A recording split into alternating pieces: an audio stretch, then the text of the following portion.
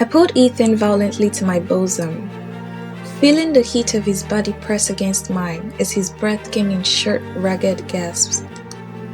My fingers gripped the fabric of his shirt, pulling him closer, desperate to close the space between us. His hands, trembling at first, began to move with more certainty, tracing the curve of my waist as though he had waited for this moment as long as I had. Our lips met in a fierce, hungry kiss, the kind that made everything around us fade into oblivion. There was no space for hesitation. It was just us, consumed by the passion that had been building for far too long. His touch grew bolder, more demanding, as if the weight of all the secret intention had finally snapped. I felt his lips trail down my neck, the soft brush of his breath sending shivers through me, igniting a fire that had been dormant for too long. His fingers dug into my skin as he pulled me closer, our bodies moving together in a rhythm neither of us could control. Every sensation was heightened, every touch electric. The room seemed to spin as we tumbled together, lost in the intensity of the moment, surrendering to the need that neither of us could deny any longer. For a brief, breathless moment, we paused, our eyes locking on the dim light of the room. There was a raw, unspoken understanding between us. This was dangerous, wrong, but it was also inevitable. I could see the conflict in Ethan's eyes, the same war that raged inside me. But in that moment, none of it mattered. His hands found mine, and with a final breathless whisper, we let go of everything. Fear, doubt, reason, and gave in completely to the passion that had overtaken us. Nothing else existed but the feel of his skin, the warmth of his breath, and the certainty that for now, this was exactly where we both needed to be. Ethan Brady. I had been following him long before I arrived at that school. His online music videos had captivated me, but it wasn't just his voice or his guitar playing. There was something about him, a quiet intensity, a vulnerability he didn't even know he had. I needed to be close to him, to feel the electricity that surged between us, even though he didn't know it yet. I had planned everything meticulously. I had infiltrated his world, posing as a nun, all to be near him. But nothing could have prepared me for the intoxicating pull I felt when I saw him in person. The first time our eyes met in the classroom, my heart raced. It was wrong, so deeply wrong. But I couldn't help myself. Ethan was standing there, lost in conversation with a girl, Sarah. I think her name was. My chest tightened with jealousy. The way she laughed at his jokes, how she touched his arm so casually, it infuriated me. That should have been me, not her. I could feel the heat rising in my cheeks, my pulse quickening as I watched him. But I had to play it cool. I couldn't let anyone know what I felt, not yet. Later that evening, I found myself standing outside Ethan's door, listening to the soft strumming of his guitar. The music lured me in, closer than I had planned. Before I knew it, I was inside, watching him through the crack of his door. He was alone, his fingers dancing across the strings, lost in the melody. My breath caught in my throat. I knew this was dangerous. I was playing with fire, but the temptation was too strong. I let my habit slip off my shoulders, revealing the red list beneath, knowing he would see me, and he did. Ethan's shocked face was something I'll never forget.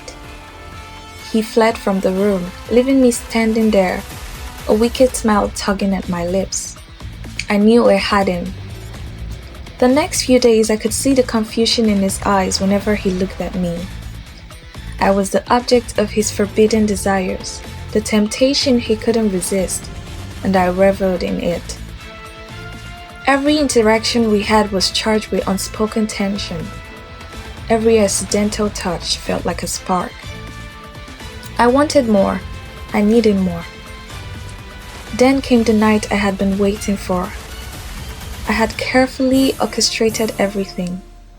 After punishing him with detention, I lured him to my room. He was hesitant, but the moment he stepped inside, I knew he wouldn't leave. I leaned in close, whispering something meaningless, just to feel the heat of his breath against my skin. I kissed him, softly at first, but it quickly turned into something more, something darker. His resistance crumbled under my touch, and soon we were lost in each other. It was intoxicating being the one to corrupt him, to make him fall.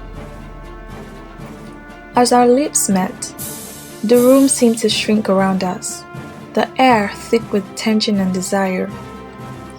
Ethan's hesitation melted away, replaced by something raw and urgent. I could feel the heat between us rising, each kiss deeper and more fervent than the last. His hands found their way to my waist, pulling me closer, and I reveled in the sensation of his body against mine, his breath warming my skin. I let my finger tangle in his hair, guiding him, feeling the power shift as he surrendered to the moment. Every touch, every movement was deliberate, calculated, yet filled with a kind of desperation neither of us could deny. We moved in sync, our bodies instinctively responding to one another, the boundary between right and wrong long forgotten. I could feel the weight of all that had built up between us, secrets, lies, desire, unleashing itself in waves. His lips traced a path along my neck, sending shivers down my spine, and I couldn't suppress the small gaps that escaped me. We were both lost, consumed by the passion of the moment, knowing it was forbidden but unable to stop. It was everything I had planned for, everything I had wanted, and as I held him close, I knew there was no going back. But when it was over, the guilt was written all over his face. Ethan tried to distance himself after that, and I couldn't stand it. He went back to Sarah, thinking he could pretend that nothing had happened between us. But I wasn't going to let that happen. If I couldn't have him, then no one could. I framed Sarah, planting cigarettes in her books, making sure she was expelled from the school. Ethan belonged to me, and I wasn't going to let some schoolgirl take him away. But no matter how hard I tried, I couldn't shake the fear that he would slip through my fingers. The obsession grew deeper, darker. I watched Ethan constantly, slipping into his room when he wasn't there, inhaling the scent of his clothes, imagining his touch. I knew I was spiraling, but I didn't care. I had given up everything to be with him, and I wasn't going to let anyone ruin that, not Sarah, not even Ethan himself. When I caught his sister, Lily, watching me one day, I knew I had to be more careful. But it didn't stop me. I made sure to keep Lily in check, giving her low grades, punishing her in subtle ways just to keep her from interfering. But Ethan, oh Ethan, he was starting to pull away, and it drove me insane. He began to avoid me, his guilt eating him alive. He even tried to confess his sins, but I intercepted him, making sure I was the one to hear his confession. I took him again, there in the confessional booth, making sure he couldn't escape my grasp. But afterward, I could see it in his eyes, the shame, the regret. He was slipping away from me, and I couldn't let that happen. The final straw came when I found out he was seeing Sarah again, after everything I had done to get rid of her. My jealousy turned into rage. I confronted her in the showers one night and attacked her. I made it look like an accident, but deep down, I knew I was losing control. Sarah was taken away and I thought I had won.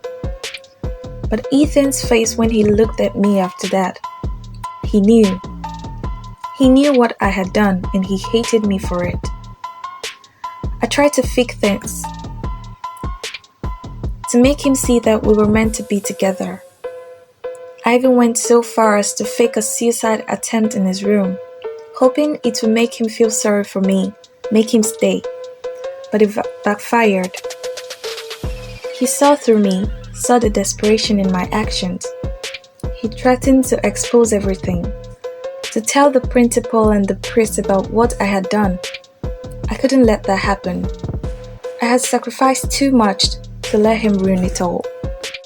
In a moment of desperation, I threatened him back, showing him the tapes I had secretly recorded of us, but it only made him more determined to get away from me. Everything was falling apart. Then, one night, Ethan and Lily confronted me in my room. They had discovered my real identity, that I wasn't Sister Lucy, that I had stolen her life just to get close to Ethan. They were going to expose me. I snapped. I attacked them, my vision blurred with rage and fear. I had come so far, and now it was all slipping away. But before I could finish what I had started, Lily managed to call for help. And Sister Rebecca arrived, pulling me away from Ethan. In the chaos, Ethan pulled out a screwdriver and, well, let's just say I never saw it coming. As I lay there, bleeding out on the cold, hard floor, I realized I had lost everything. My love for Ethan, my obsession, had consumed me entirely.